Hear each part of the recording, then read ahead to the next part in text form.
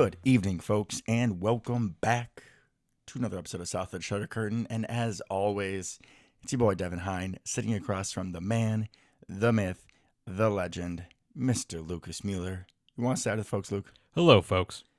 Guys, we are back to our winning ways. Our Green Bay Packers successfully defended our home turf, increasing Matt LaFleur's record against his former comrade Sean McVay and his Rams to 4-0, as our Packers came out on top 20-3 in an ugly game, a game full of turnovers, a game with some rain. I'll tell you that personally.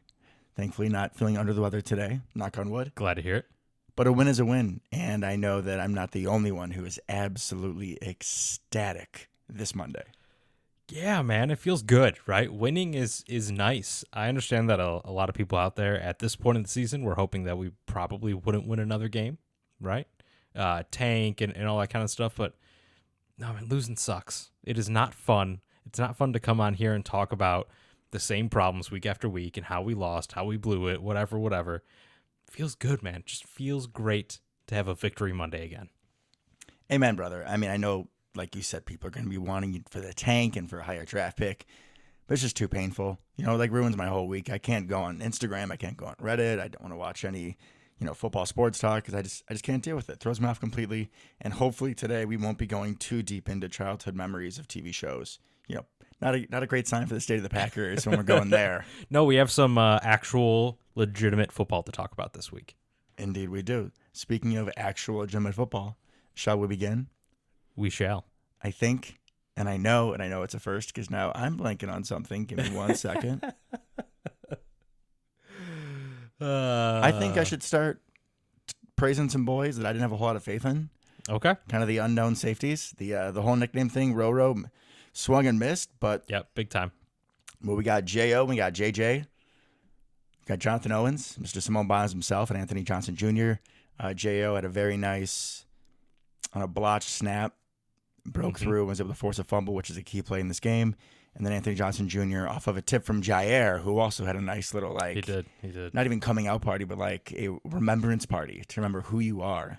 Mr. Jair Alexander, great game out of you too.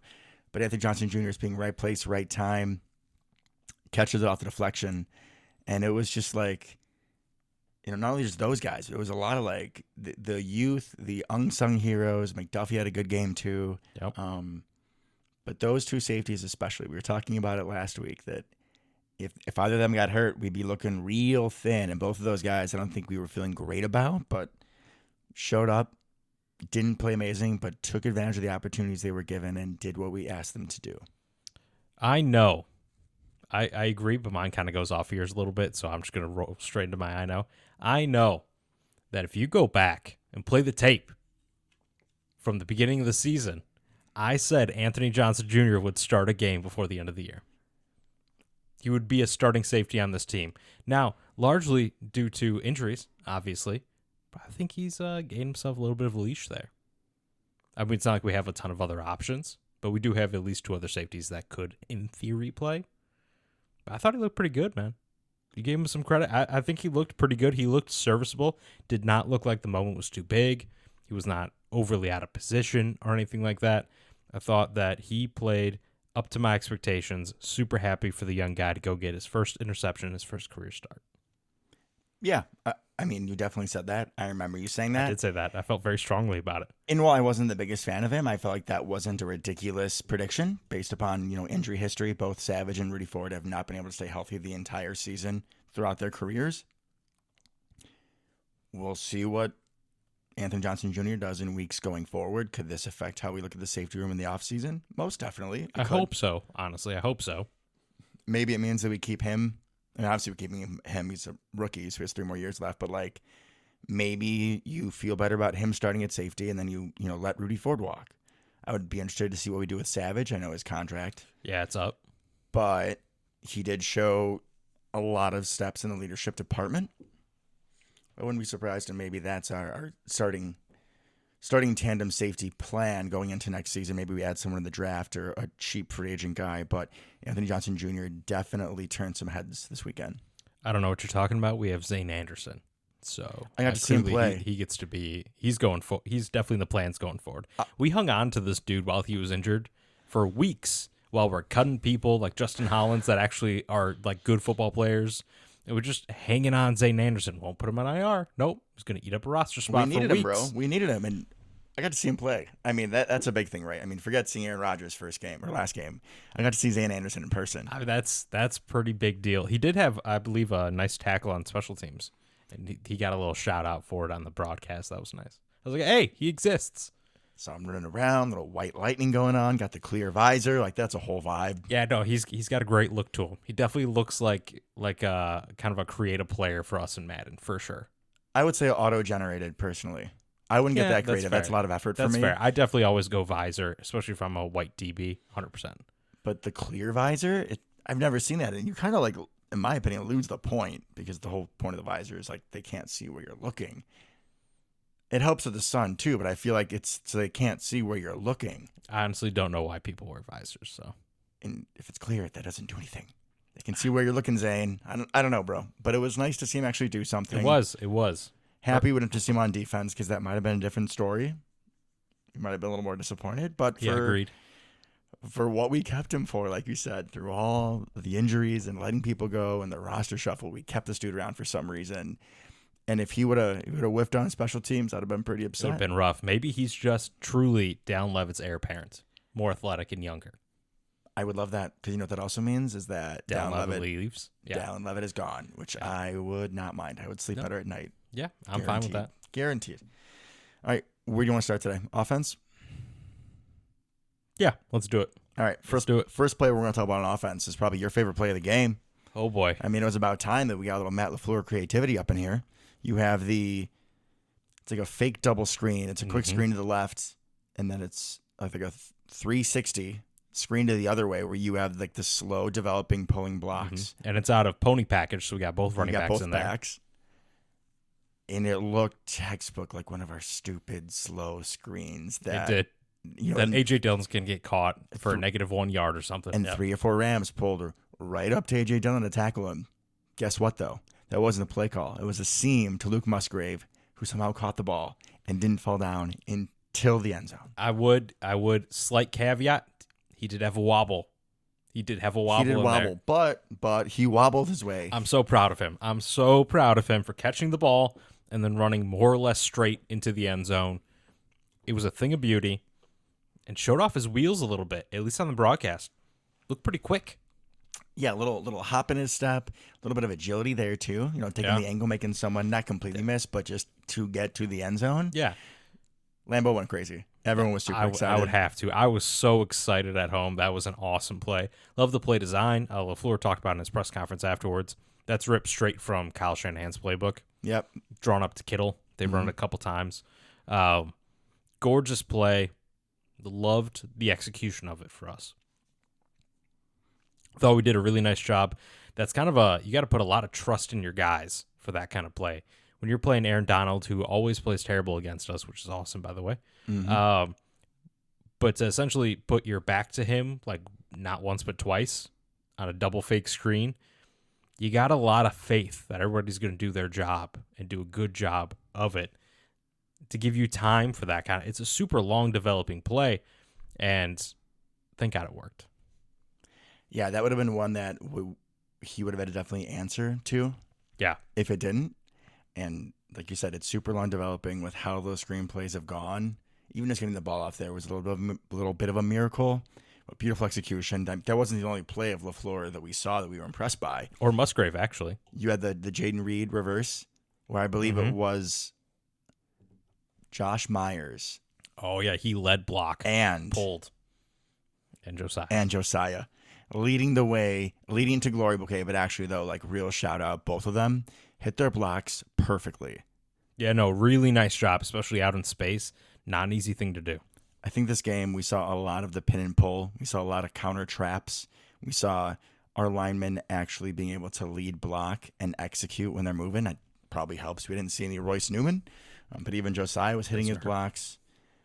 What was that? Doesn't hurt. Yeah, definitely. Doesn't hurt. Does not we hurt. did see Sean Ryan, though. For a little bit, like 5 snaps, and I think he was fine.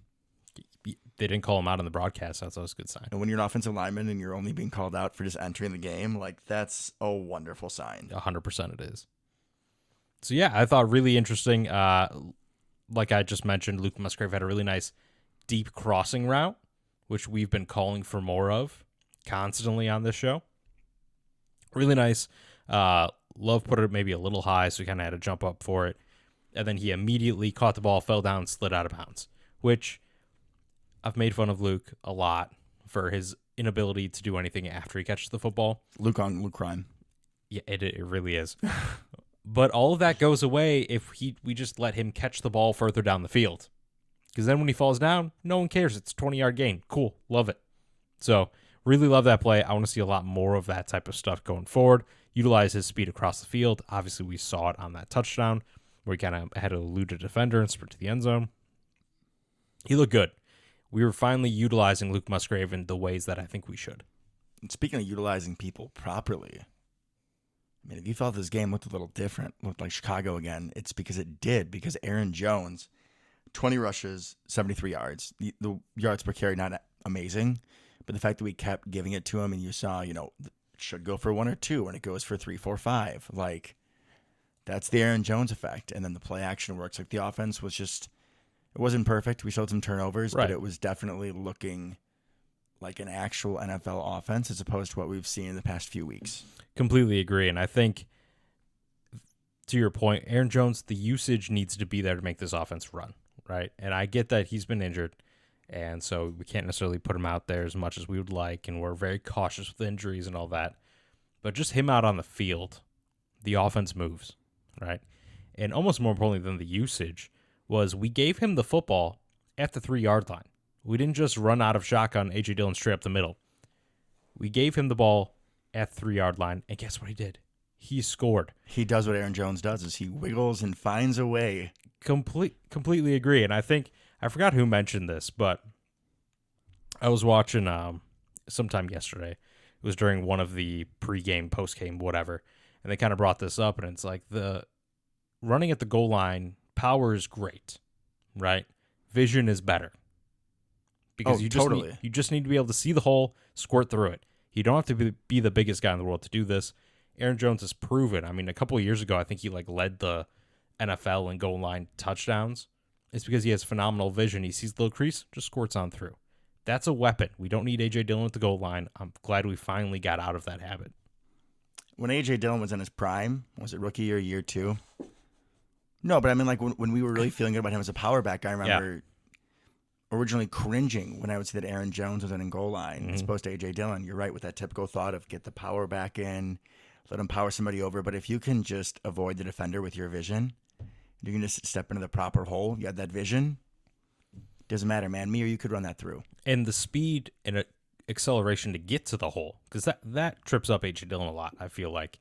I would need more All-22 to actually see it, but it feels like he just hits the hole so slow sometimes, especially out of shotgun. It takes him forever to get to the line of scrimmage. So even if there was a hole there, it's closed by the time he gets there. And then he doesn't have the agility to do anything else. And I think we saw some of that even with Emmanuel Wilson at the end of the game. Young guy, obviously you hope he goes down inbounds next time, but you had to have been going crazy when you saw that run, I would think.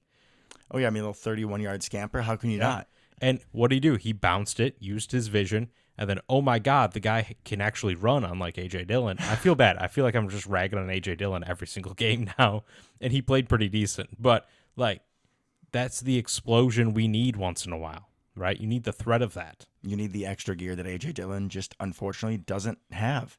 Which is weird, because in college, he had a lot of long touchdown runs. Well, also, just think about what you just said. In college. I know, but he played in the ACC. I mean, you're playing Clemson and Florida State. So you're playing a lot of guys that get drafted, but not all those guys get drafted. Not all those guys. Remember, this is still the NFL where it's the top 1% of college football players. I get that, but I would think it would translate at least a little. Now, maybe he's bulked up more since then. Maybe. Could be. That could be part of it. I don't know. But like you said, nice to see Wilson. Nice to see Aaron Jones. Getting a more appropriate share the carries. Yep. Dontavian Wicks continues to be an increasing target in this passing offense. 4 receptions, 40 yards. Did have a costly fumble, unfortunately. And we saw, you told me it was Aaron Jones and who else on the bench talking to him? Rome. So actually, even before that, I saw a clip of it this morning.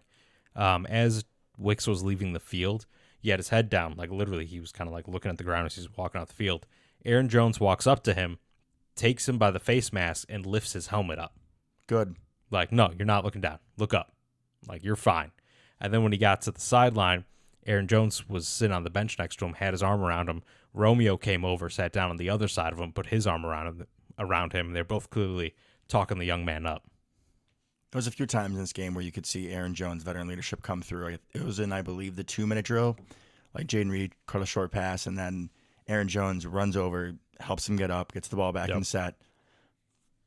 Not only is it just what he does in the running game, but just having his presence on the field, like that is someone who is going to know what he's doing, and it's going to be able to help all the younger guys know what they're doing as well. Even just in that little situational clock management, where sometimes, if you just haven't been in that spot, there's a lot going on, and your mind isn't as clear as you want it to be. And it's different than college, right? The rules are different. Like in college, if you get a first down, the clock stops temporarily. It's little stuff like that you lots of times see young players kind of forget isn't the case in the NFL. They don't have quite the sense of urgency or awareness for it. And that's definitely when you want somebody like Aaron Jones showed to kind of be there for everyone, make sure everybody's on the same page. Especially in that moment. I mean, if you can't tell from my wonderful voice today, Lambeau was extra loud yesterday. As it should have been. Lambeau was rocking. Yeah, I told Molly, I was like, if I come home tonight, I have my voice, like, I messed up. Like, don't allow me to do that. And obviously, I did not fail. You did not. I texted both you and JP during the game, and I said, Dontavian Wicks, wide receiver 2. And he had the second most targets yesterday, tied with Luke Musgrave. Behind Aaron Jones, actually. But, I mean, he's kind of looking like it, right? What, behind Romeo then? Is Romeo wide receiver 1? I would say Romeo's wide receiver 1, given the volume he's had over the course of the year. And then Christian Watson is just like... He's MVS at this point. Oh, honestly, yeah. That hurts. He's the MVS spot. That's an insult to him. And I love MVS, you know that. But, like, you're right. That's where he's at now. At least in this game, he did go climb the ladder, go up and get a 50-50 ball. And then came down with 3 injuries. Yeah, so not a play. Not a great end of that play, but at least he caught the ball. We'll see. And he had a really nice block on that pin and pull type situation we were talking about earlier with Josiah and Josh Myers lead blocking. That play only worked because Watson sealed his guy inside, kind of cracked down on the guy, created the edge for then Josiah and Josh Myers to come around in. So somebody who's not necessarily known for his blocking, hasn't always given the best effort, but he had some flashes as well. So only 1 catch, 2 targets. The other one should have been a touchdown. The other target where Jordan missed him deep again. But love to see him actually make a contested catch. That was beautiful to watch. You just mentioned loves Mr. Watson, but overall in the day, what do you give him grade-wise? Classic school, A to D. Before we get there, I'm not going to let you leave without going over our Josiah talk of the week, which we skipped a couple weeks because he didn't do anything. And we lost both games, so I wonder how that works. Yeah. How so about that? he had a catch. He had a catch. One catch, 7 yards. I was there. Okay. I cheered. Okay. And we were like the all-22 angle, so I got to see the whole thing develop. Beautiful. So now on the season, he's averaging 8.125 yards a game. Pretty good. So times 17, he's on pace for 138 yards. He was kind of scaring me there for a couple weeks. He was getting close to get into 300, and now we've fallen back down again. Yeah, I believe he's got 8 catches for like 68 yards on the season. We still have a lot of ball game left. A lot of ball game, but not looking great for your guy. A couple goose eggs didn't help him. He's going to come off this game. He's going to continue to build on it. All right. Stack success. Exactly. I expect big things out of him. I expect like 50 more yards another season. How many games we have left? We have 10. No, we have 9. Okay, I expect more than 50 yards. More than 50 yards. I'm not going to give another number because that's just going to bite me in the ass, and we both know that. Yeah, you don't need to stack losses here. I don't. But, I mean, at least he did something, and honestly, he was better in his actual role of being lead blocker, so that was good to see. I was happy with Josiah. Yeah, I thought he did fine. There's still a lot left to be desired, I feel like, from him and his role. Yeah. Yeah, he was fine. Defense? Oh, we got to talk about J-Lo. Oh, yeah, that's right. Well, what would I give him as a grade? I would give him a C+. C+, because I think the first half, you still can't do that. We have to get going in the first half. I know he scored a touchdown, but he had like 57 yards or something. And at one point, Brett Rippon had one play that eclipsed our passing yards. And this was like halfway through the second quarter or something like that. So that can't happen. I understand we did go up. We actually led at halftime for once. Which Weird. was crazy. Absolutely wild. But not largely due to Jordan Love, if we're being honest. And he had that deep miss to Christian. He had a couple really poor decisions, like the one where he like threw the ball away backwards to Aaron Jones. Like, you can't do that. No, that was ugly. Right. Yeah. He took a bad sack at one point. Like, there are a couple decisions where it's like, dude, you just throw the ball out of bounds. Like, this type of thing could cost us the game one day, right? And against a better team may have. But overall, he had some decent ball placement.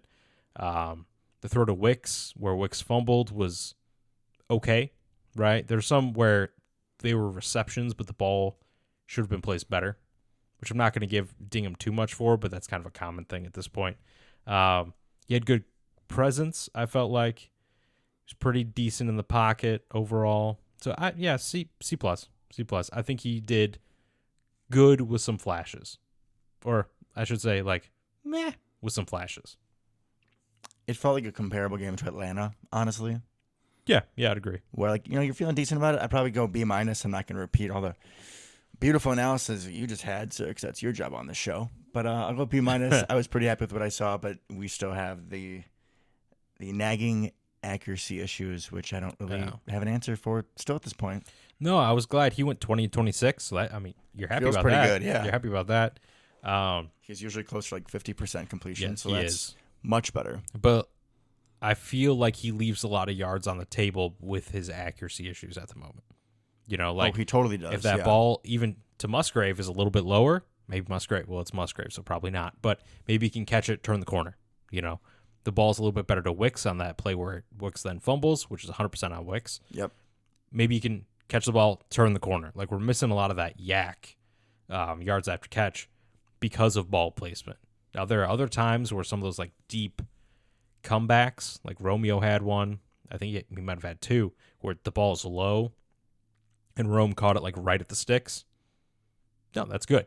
That's good. Yeah, that one you're talking about was a perfect pass. That was honestly. perfect. It looks weird because the guy has to go down to get it, but that's perfect. He had kind of a low one to Heath that Heath should have caught, but it was a little low for not much of a reason, it felt like. Just missing slightly, but I'll take the missing slightly over the giant misses that we saw earlier. Yeah, it's definitely an improvement. Yeah, for sure. That's why I said, like, with flashes, which I'll take. Defense we go. Honestly, defense was the best part of this game. And the best part of defense was Isaiah McStuffy playing like a man possessed. Only 6 tackles. I don't buy that. A couple tackles for loss. I mean, he was leading blew the up. train. Yeah, he blew up one, I think, like 3rd and short or something like that. Yeah. Oh, big time. Like, it was a couple like off tackle runs, and he just said nope, no part about that. Carrington Valentine had some real shutdown plays. Like I texted you guys, he was giving me like young Jair swag vibes type of thing, like the confidence. That's not confidence. That's arrogance and cockiness, but you need that as a corner in the NFL. Well, and the energy too, like with Rasul gone. Yep. He's obviously not going to be holding people accountable yet because he's just learning his own job. But just like you needed something more. Yeah. You need some life on this defense. And Valentine was bringing it, man. And it was just a lot of people brought it, but his stood out. His stood out. Even Nessie was talking some, like that was good to see. I think Nessie grew out some facial hair, you know, so that may have been the difference. Maybe just clean shaven Nessie doesn't work. Keyshawn Nixon looking like he actually wants to defend the run out of the slot. That was nice to see. And he actually made the tackle. Like, there's been a lot of times this year where he'll flash to try to like break up a run play, and he just whiffs, and the running back doesn't care. But he actually tackled them, which is nice because lots of times we've seen him just kind of come like a missile into the backfield. He just poor angle. Right. He just doesn't do anything about it. So I thought he played really well as well. I don't think it's necessarily a coincidence that with Devondre Campbell back, our run defense has gotten better. Yeah, of course. That's not crazy. No, but it's interesting that it seems like it's that big of a step in the right direction, even though I would consider Quay probably the overall more impactful player. Physically, he's more impactful, but cerebrally, I'm still thinking Devondre Campbell as a better leader. For sure. Then he helps everyone else around him. And maybe getting other people in the right place. Sorry for the Warriors crack there. That's fine. There's going to be a few of those today if there haven't already been. But yeah, McStuffy looked good. I also sent you guys a text that said Brooks better than Wyatt, because I think Brooks had a phenomenal game. He did have a really good game. I'll give you that. He had a great game. Another one of your least favorite draft picks. Hey man, along with Wicks. I shouted him out last week. I gave him some love. It's fine. I don't know. But no, he was all over the tape. And rewatching the game today, like I was very impressed with Carl Brooks. Honestly, He had the batter ball. He had a blocked field goal last week. he had a blown up screenplay He too. did. Like I don't think he was the original defender. Like someone was like slowed him down in the flat, but then Brooks was the next guy there, which is great to see. He blew up a run play by driving his dude like 10 yards into the backfield. Oh yeah, and then Nessie got that one. Yep. Yeah. And that was against Steve Avila. Yeah. So, I mean, he's a rookie guard, but pretty highly touted coming into the NFL. That's no schmo. No schmo at all. So he's making a lot of plays, which is good because Kenny Clark went down and we don't know exactly how long he's going to be out. LaFleur said it didn't seem like it was too serious. Like of course when someone leaves the game it sucks, but like he Right. said, I don't have long-term concerns. So we'll see how that progresses. Maybe miss a game or something like that, hopefully. But Maybe. yeah, I thought he played well. Gary played pretty well. No sacks, but Rippon's actually like decently elusive. And he should have had a sack, right? Because Yeah. I think he had a penalty. Yep. Roughing the passer, yeah, because he yanked the face mask on that one. So Whoopsie. Kingsley, he brought some fire. He did. He brought some fire. He was going trapping down the run, pressuring the crazy. quarterback. And then we immediately gave up a third down conversion right after that. Felt bad. Well, of course for the we guy. did, Felt but- bad for the guy. He's in someone else too who like when he's feeling it, like he is a leader with energy. Yep. And he's only gonna do it like 1 or 2 plays a game, but like he can wreck a play. He can. He picks his moments, but he still shows up and balls out. Anybody else stick out to you in this game? Jair. I mean, we got to Yeah. give some love to Jair. We've given some crap to Jair. He does not look like Jair that we know and love recently. Mm-hmm. And even LaFleur mentioned this in the post game. He's like, "Yeah, that's the Jair we've all come to expect." Yeah. So clearly something's going on, right? I also love that not just the play, but Jair said in his in the locker room after the game, he said that Carrington Valentine was playing like a top flight corner. I did see that. And you love to hear that. You hope Valentine takes that to heart. Knows that one of the best corners in the league is looking out for him, has faith in him. That's awesome. So hopefully that helps him build. But yeah, Jair just flying all over the place. Jair just bailing on, in theory, his coverage, right? Because he had the flat in the pass breakup turned into interception to AJJ. But him just bailing, well, that's classic Jair. And listening to, I forgot what podcast it was, but listen to somebody's post-game podcast. They mentioned that one of the best ways to tell Jair, and if he's in it, if he's on, right, is his run game defense. And that showed up, right? He was not afraid to tackle this week, where he has been in the last couple of weeks. So that was great to see.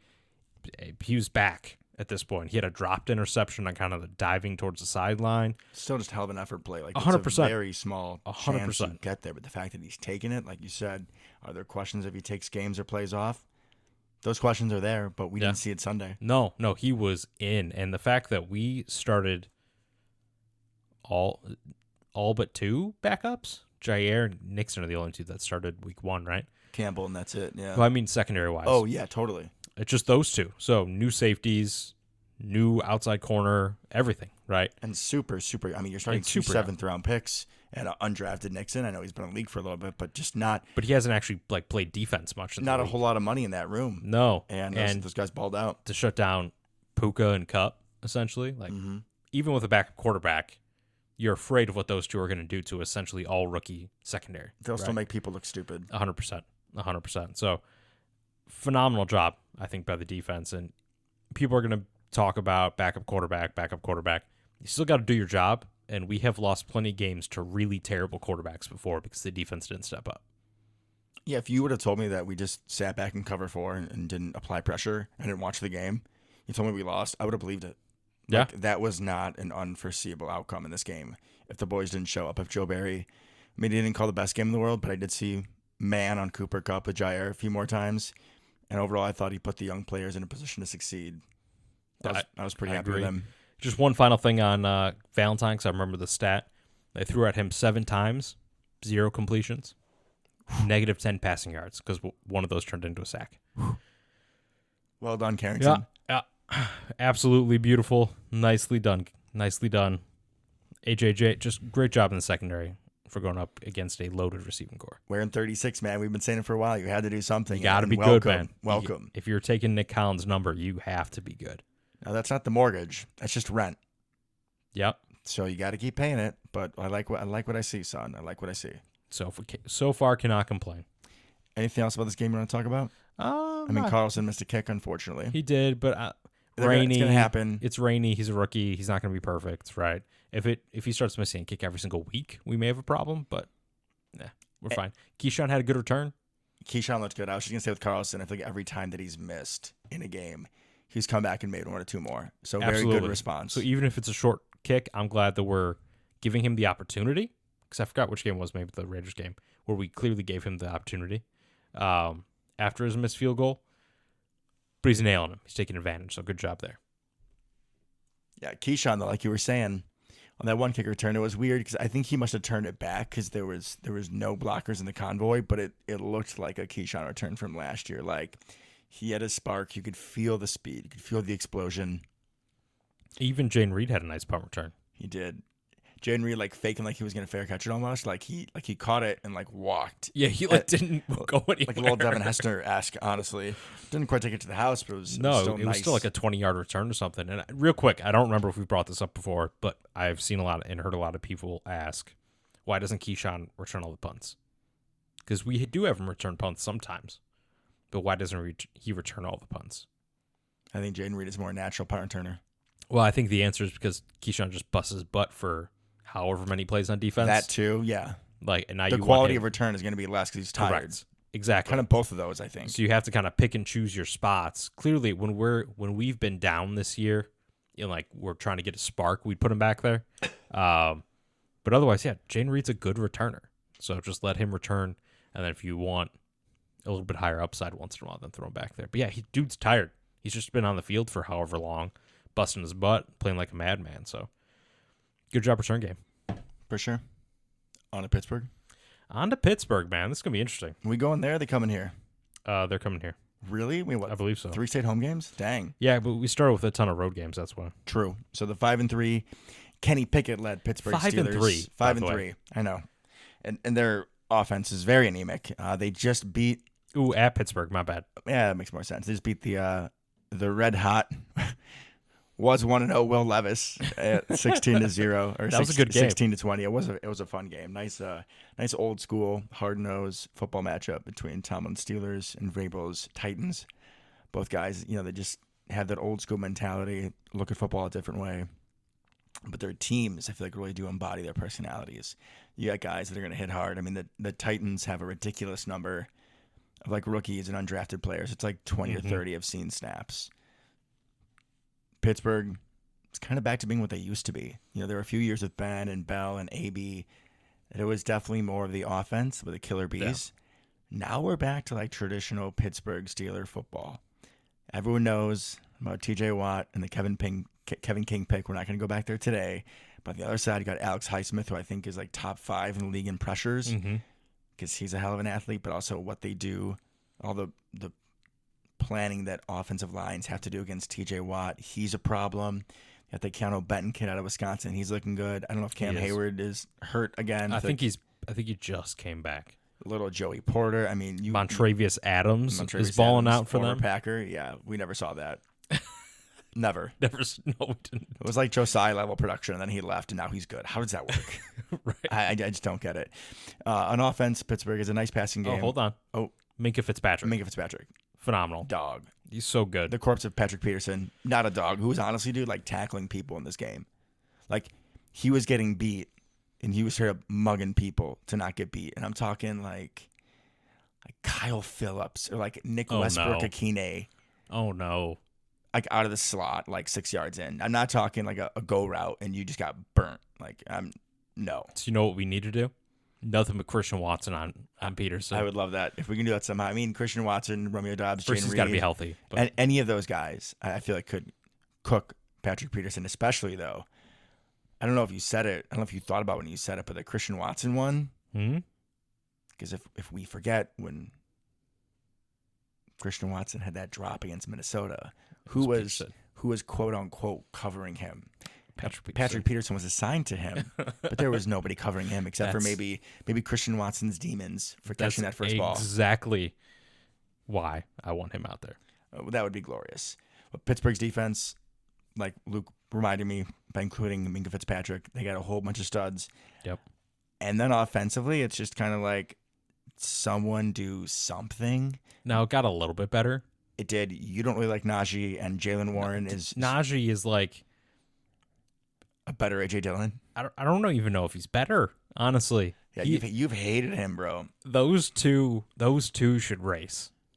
Because good God, did you see the clip from a couple weeks ago where Najee like starts left and then runs back to the right, like all the way across the field? Mm-hmm. And honestly, it looks like, I don't even want to say one of us. I think we both may be faster than Najee Harris. Like, dude is slow out there. Slow. And then when they're giving the ball to Jalen Warden, he's popping off like 8 yards a carry. He's way better. Like, just give him the ball. Put Calvin Austin in the backfield. Give him the ball. Like, you got all these athletes in Pittsburgh's offense, but the offense goes around two people. Najee, the running back, who's super slow. And then, of course, the quarterback, Kenny Pickett, who's got some Jordan Love in him. I mean, he's usually completing like 50% of his passes. I feel like Pittsburgh's offense, their OC, Matt Canada, is afraid of Kenny Pickett. So, fun fact, they hate Matt Canada. Everyone hates Pittsburgh. Everyone. Well, here's the thing. Fun fact. Did you know that Matt Canada was the offensive coordinator when we were at NAU? Fun fact. I did not, because you cared about NAU football. And I did. Even when I was there, I couldn't care less. I know, and you should have. Missed opportunity. We had some pros on that team. So did Iowa. He was much better school. Sorry, continue. Last time we played, we won. Just saying. Last time I know you played Iowa, they won. You ever seen Little Giants? Like, cool, Luke. That's fine. Whatever. 99 times out of 100. Like, whatever, cool story, man. bro. They were 1-1 in their last two meetings. 1-1. And they're both hot. And in their last 99, highly contested games. Last 99, is highly it, contested is it games. 98-1? Just worry about your ancient offense over there. Tight end, Iowa. you. Jesus. Be kind. Be kind. Okay. I was wearing the Micah Hyde jersey. Where is he from? Stay in your lane. Matt Canada wasn't very good in college either. I have no idea how he got to the NFL as an OC. He must know people. I mean, there's still that crap in the NFL where if you just know people, you get a job, which is disgusting. 100%. That's interesting coming from an Iowa guy whose OC is the head coach's son. Interesting. Moving on. I can point out flaws. And by the way, he's not going to be back now. So, again, you can just get off your little high horse there. Please do it carefully. I don't want you to get a little dizzy. Just step down gently. Thank you. The wide receivers in Pittsburgh are interesting. George Pickens, baby. Well, he's not wide receiver one. In my book, he is. On my fantasy team, he is.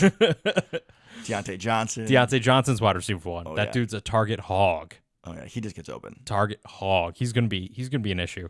Pickens really hit or miss, and then obviously got Austin. It's just kind of the little jitterbug. Yeah. You got Freiermuth, the Muth chance. Hopefully, we don't hear any of that. He's a good tight end, but doesn't scare you. He's like Heath Miller, honestly. He is the exact Heath Miller. He is.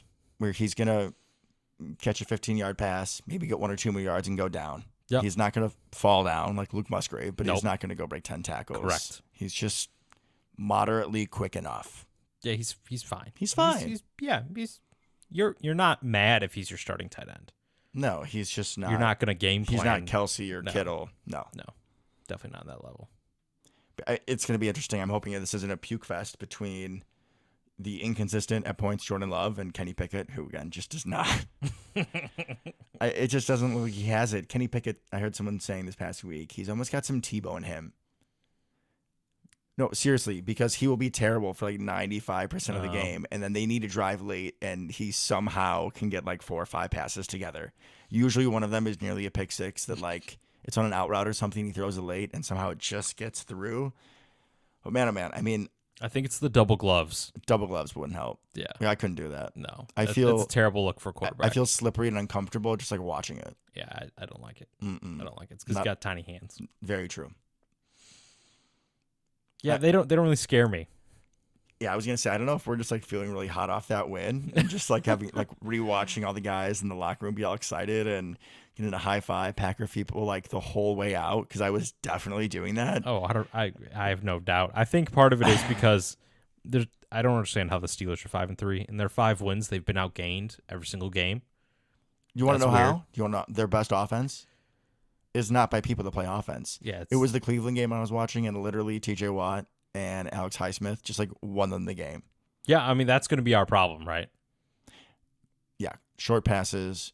Do not, as much as we loved that, the double screen. Not the time. Not the time. Not the time for Quick it. passes. Make sure you have your hot reads. I mean, make sure that you have Aaron Jones out there to remind Jordan where he is at all times. He's got to be out there. This is not a game where you can put Rasheed Walker out there, who did have some nice plays. Yeah, once Nyman got hurt. It was like the agility, like on some of the screenplays and whatnot, is great, but I feel like as a traditional stand-up left tackle in pass protection on third down, he struggles. So I'm hoping Yash is okay because they're going to bring it. And even if you're getting the lesser of the two, even if you're just getting Alex Highsmith, like he is going to be a problem. He is going to be the easily triple the skill of the best edge defender that the Rams put out there. I mean, Aaron Donald's a stud in the middle, but besides that, like Byron Young, what?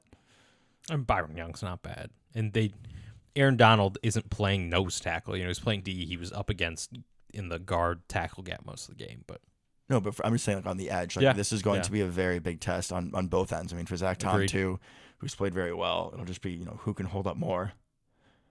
I would not be surprised if we try to chip a little bit, yeah, no, I would expect that. but it's going to be like, are the most important people in this game Aaron Jones and Jalen Warden? Are those the MVPs or people to watch?